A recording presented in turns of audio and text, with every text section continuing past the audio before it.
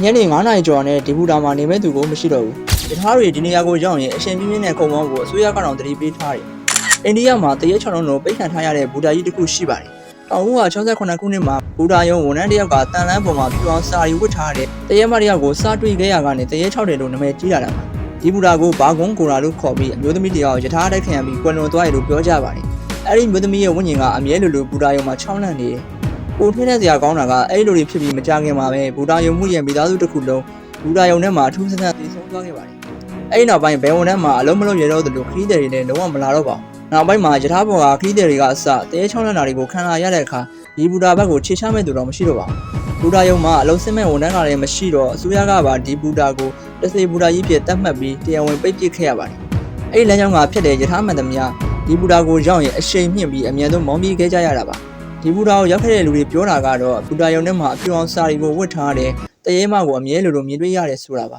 ။မင်္ဂလာပါကျွန်တော်ကတော့အစီအစဉ်တက်ဆက်သူညံပါ